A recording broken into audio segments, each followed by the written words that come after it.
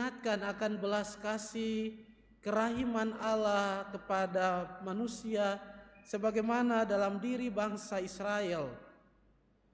Saudara-saudari yang terkasih, Allah adalah kasih, dan kasih Allah itu melampaui dosa dan pelanggaran manusia.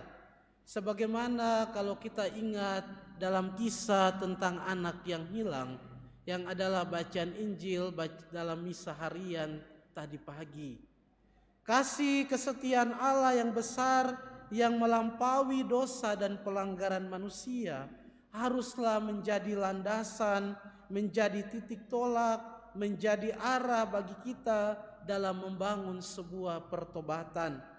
Kasih dan kerahiman Allah yang tak terbatas melampaui dosa-dosa kita menjadi alasan mendasar bagi kita untuk beriman dan bertobat.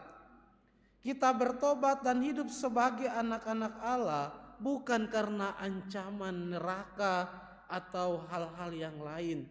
Kita mengimani Allah yang penuh belas kasih menjadi landasan bagi kita untuk membangun sikap tobat. Kita bertobat bukan karena takut nanti mati masuk neraka. Itu bukanlah cara beriman yang benar. Pertobatan tidak dibangun karena sebuah ketakutan. Karena sebuah ketakutan karena orang masuk neraka atau mengalami asap dan sebagainya. Itu cara beriman seorang budak yang takut akan hukuman dari tuannya kalau ia melakukan kesalahan. Kita bertobat dan beriman sebagai seorang anak yang percaya akan kasih dan pengampunan dari Bapa. Sebagaimana kisah dari anak yang hilang.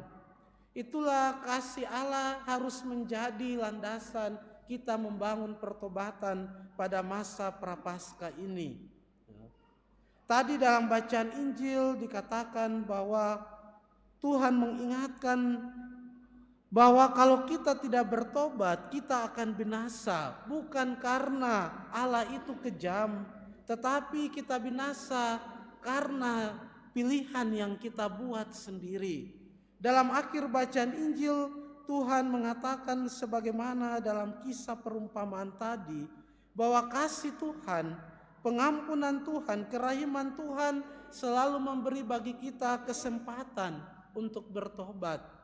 Maka pertanyaannya, apakah kita mau menggunakan kesempatan dan waktu itu atau tidak? Kebinasaan bukan karena Allah yang kejam, tetapi karena pilihan kita sendiri ketika kita tidak mau bertobat dan menolak Allah sendiri dalam kehidupan kita. Kasih dan kesetiaan Allah senantiasa menanti kita. Kasih dan kesetiaan Allah melampaui dosa dan pelanggaran kita.